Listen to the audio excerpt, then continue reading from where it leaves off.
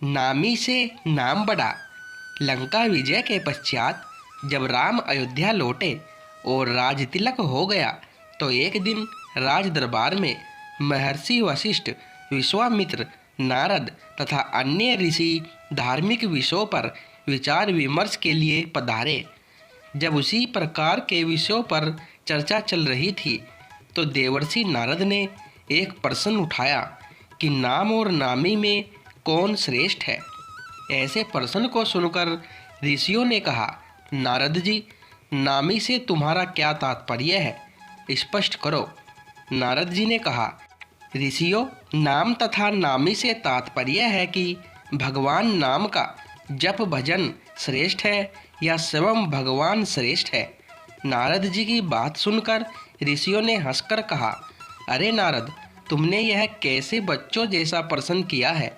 निश्चय ही भगवान श्रेष्ठ है, क्योंकि उन्हीं के नाम का तो जप किया जाता है। नारद ने कहा, नहीं, आपकी यह धारणा ठीक नहीं है। मेरे विचार से भगवान से बढ़कर उनका नाम है। भक्त को भगवान के नाम के जप से ही शक्ति मिलती है, क्योंकि नाम के भजन के बिना भगवान कहाँ कृपा करते हैं। पर यह बात सबने आसानी से स्वीकार नहीं की, तो नारद ने कहा, अपने मत की प्रतिष्ठा के लिए मैं इसे उचित समय पर प्रमाणित करूँगा। इसके कुछ देर बाद राज दरबार स्थगित हो गया।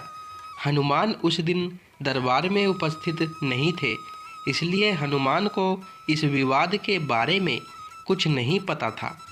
दूसरे दिन राज दरबार लगने से पहले नारद ने हनुमान को बुलाया और कहा, हनुमान, राज दरबार में जाने पर तुम श्री राम तथा उपस्थित ऋषियों को विनय पूर्वक प्रणाम करना, पर विश्वामित्र को प्रणाम मत करना। वे भले ही ऋषि का चोला धारण किए हैं, पर वे ब्राह्मण नहीं है। क्षत्रियों की पूजा ब्राह्मणों जैसी नहीं होती। हनुमान जी ने सोचा, नारद देवताओं के ऋषि हैं, ठीक ही कह रहे होंगे, उनकी बात अवश्य माननी चाहिए। उन्होंने कहा, ठीक है देवर्षि, मैं ऐसा ही करूँगा। दरबार में भगवान श्री राम सिंहासन पर बैठे थे। मंत्री तथा ऋषि आदि भी अपने अपने आसन पर विराजमान थे। थोड़ी ही देर में हनुमान जी आए। भगवान श्री राम के चरणों में प्रणाम किया, फिर ऋषियों का चरण स्पर्श कर प्रणाम किया।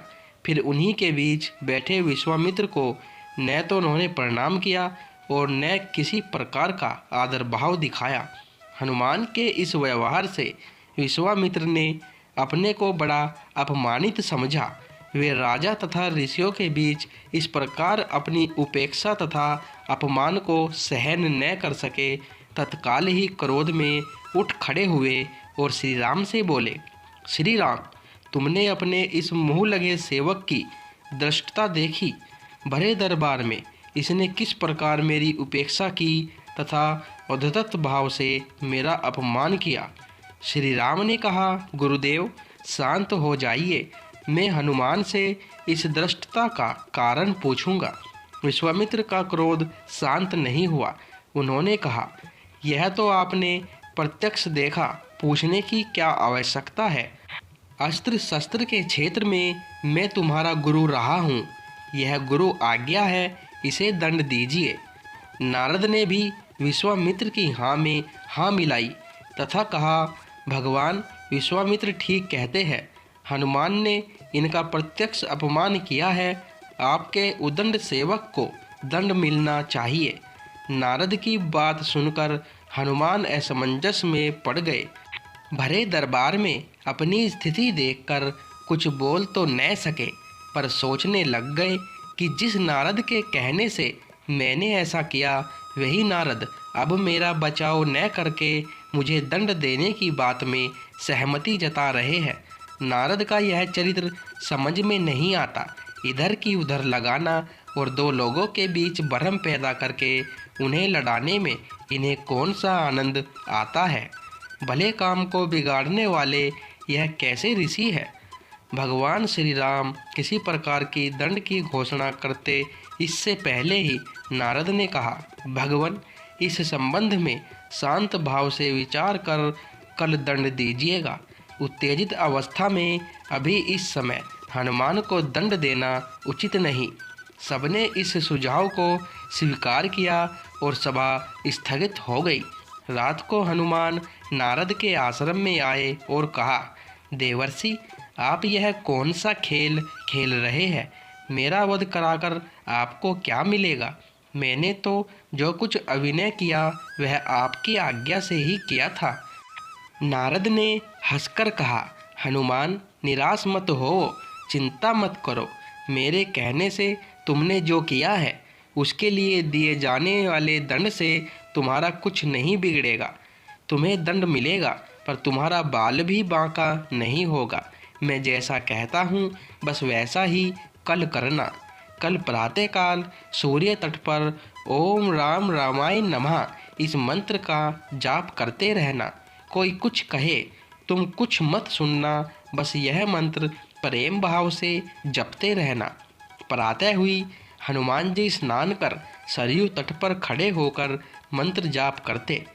दरबार लग जाने पर जब हनुमान दरबार में उपस्थित न हुए तो श्री राम ने पूछा, हनुमान कहाँ हैं? अभी तक नहीं आए। विश्वामित्र ने कहा, आप आज दंड देने वाले थे, शायद इसीलिए डर कर नहीं आया। नारद ने कहा, मैंने अभी थोड़ी देर पहले सरयू तट पर उसे स्नान ध्यान करते हुए देखा है।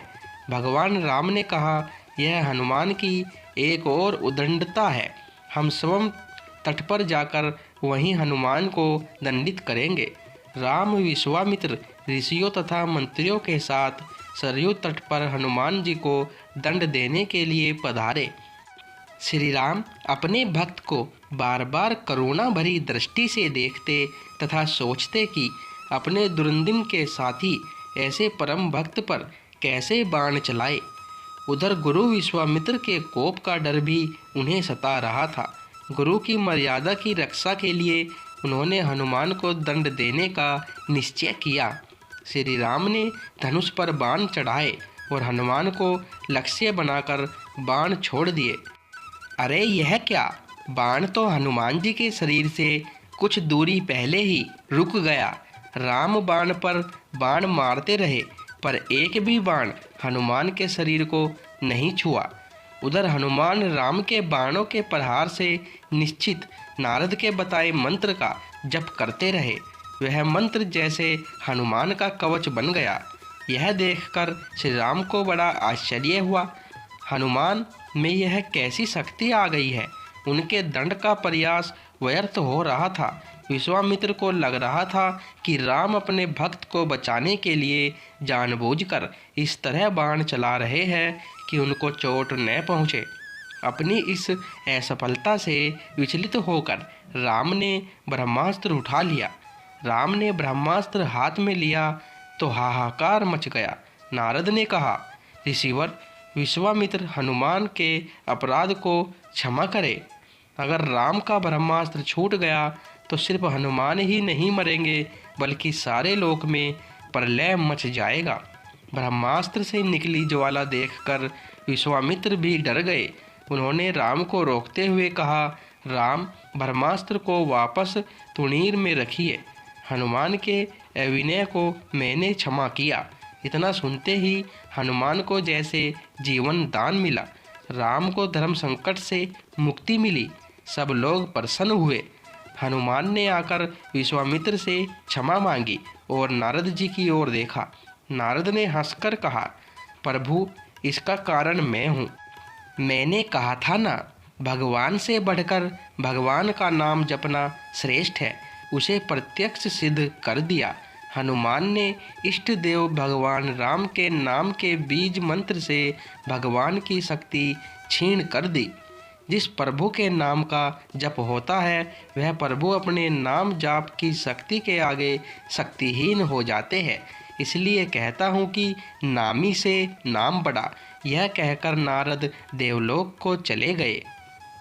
दोस्तों, वीडियो पसंद आई हो तो वीडियो लाइक और शेयर करें। धन्यवाद दोस्तों।